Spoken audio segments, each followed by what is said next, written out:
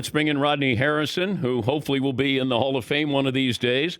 Two-time Super Bowl champ and an analyst on Football Night in America. All right, Rod, when you dropped that bomb, and I almost text you to say, are you an NFL insider now? You must have felt pretty strongly about Aaron saying that, to say that on Super Bowl Sunday. Yeah, when I had a chance to speak with Aaron, we spent about 15 to 20 minutes. And, I asked him, I was like, how many more years you want to play? You're at 8. And I'm thinking, hey, man, you're going to play another 7 years to get at least 15. And he looked at me and he was like, hey, I tell my teammates all the time, but they don't believe me, that if I win this Super Bowl, because how I prepare and the way how hard I work on my body year round. And obviously, he's mentioned his family, like he's accomplished everything. So it's very believable. He said, hey, there's a chance that I can walk away. And I was stunned, because I'm thinking this guy has another 7, 8, 9 years. And these guys are different, Dan. Think about these young guys. They make so much money in a short period of time. They don't have to play 12, 15 years like old guys like me. I played 15 years. I knew I could still play, but I wanted to continue to make that extra money. And these guys, they make so much money, especially a guy like him. He's coming off a $100 million contract. You think that he's going to come back and play? You know what? Right now, I saw him at the parade, and it was emotional. Let's run it back. There's a lot of emotional type things. Before you initially win that Super Bowl, your mind is playing tricks on you. After you win the Super Bowl, your mind is playing tricks. I think I would like to see him come back and play, because once you walk away, there's no coming back. You know what I mean? And you don't want to sit at home and wish you could have done this, could have done that, but he's got plenty of time this offseason. We'll see what happens. Is there a better defensive player that you've seen in history? You know what? I used to say Lawrence Taylor. Then I was really, really high on J.J. Watt when he was at the top of his career, being Defensive Player of the Year over and over again. But when I saw Aaron Donald, I just saw something different. I saw a guy that I could connect with, a guy that I just absolutely fell in love with how hard he plays the game, how tough, how passionate he is. And you think about the thing that really changed the course of the game was that melee on the sideline when he pushed Burrow on us. And everybody, it didn't just spark him, but Ashawn Robinson, he got pumped up. Von Miller, like that's the type of stuff that Aaron Donald does. His passion, his aggressiveness, it's infectious to his entire team, Dan. If the Rams could afford to lose one player, or Aaron Donald or Sean McVay, coach or Aaron Donald, if you had to lose one, let's just say hypothetical, that Sean went into the broadcast booth or that Aaron was considering retiring. If you had to lose one, you lose the coach. You lose that coach, because at the end of the day, Dan, as much as I like Sean McVay, he ain't out there, causing disruption, taking on double and triple teams and chips and things like that. He's not doing any of that. He's sitting back reaping the benefits of having the greatest player of all time. What was Matthew Stafford's reputation before Sunday? He was tough, but a guy that was always limited because of where he played. And, I respected him from afar. Never thought that he was going to be a world champion. Never thought he would get this opportunity.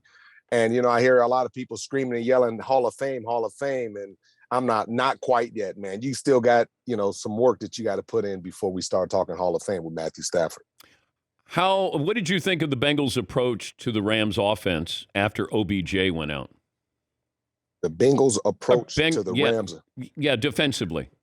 Well, I just felt like the Rams really struggled once Odell, because I had mentioned before I made my pick. I picked the Rams and I said Odell Beckham, he could be Super Bowl MVP if he wins that matchup against Eli Apple. And it looked like he was on his way. A couple big catches, a touchdown catch, and before you know it, he gets hurt. Then Matthew Stafford saw Cooper Kupp getting double teamed, and he's trying to figure out, okay, let me go to Van Jefferson. And he just couldn't get it done with Van Jefferson. So once Odell got taken out, he got hurt, it really changed the course of the game. And then at the end, you saw Matthew Stafford say, screw it, I'm just going to force the ball to Cooper Kupp. Yeah, I love how people go, well, Cooper Kupp's got to be MVP because he was double teamed. And I said, Aaron Donald's double teamed every time. Triple team. Every play. Yeah, in the first half. Cooper Kupp's not doubled in the first half. It was when OBJ went out, and they're like, we can double this guy. I just still don't understand how Eli Apple is on Cooper Kupp at the goal line, single covered. Let me tell you something. It is amazing. And the defensive coordinator, Lou Anarumo, he told me before, he said, hey, Eli's before the game, he said, the most important matchup is Eli Apple has to be able to match up with Odell. And there's no way I'm taking my second or third corner and putting them on Cooper Kupp on the goal line in the most critical moments of the game. And that's why I talk about, like coaches, man, you got to have a feel like that's Eli Apple against Cooper Kupp. Double team him. Yeah. You can't let Cooper Kupp have that one-on-one matchup. It's crazy. Well, reminded me, and I hate to bring it up, Ellis Hobbs on Plexico Burress, where I just went, the Super Bowl is over. Like, Ellis is 5'11", and Plexico is 6'5", and he's out there by himself, and Eli had to look over there and go, we just won the Super Bowl. It's even worse than that. He's like 5'9" against a guy that was 6'5", and you're looking like, why are we calling this play? You're like, okay, and you try to check it, and what happened. You think Tom is truly retired, Brady? I would like to see Tom just stay the heck away from the game. What more does he have to prove? 22 years, man. All those. And let me tell you, Dan, the thing that you miss out on being able to go to your kids' recitals at 11 o'clock on a Wednesday. That stuff is important, man, to be able to sit there in the audience and watch your daughter. Like, I've been blessed enough and fortunate enough where I don't miss any football games. I go to all the volleyball games. I go to all the recitals because, my time is free during the week. And on the weekends, I travel. And that's that's time that you can never, ever get back. You can continue to acquire, trophies and MVPs and put up records. But at the end of the day, you can't replace that time with your kids and your family. Yeah, I agree. But, he's wired differently. And, you've been doing this for 30 years. It's a sacrifice, Dan. If you want to invest more time into your job, then guess what? You're going to feel it on the back end because your kids are going to be like, daddy, you had everything and you missed this and you couldn't make it to that. And when you play on that level, it's not just you sacrificing, your entire team, your entire family sacrifices, your wife, your kids. A lot of pressure goes on them because of your dreams and your aspirations. Thanks for joining us. You had a great season. Always great to talk to you, and have fun this spring and summer with the kids.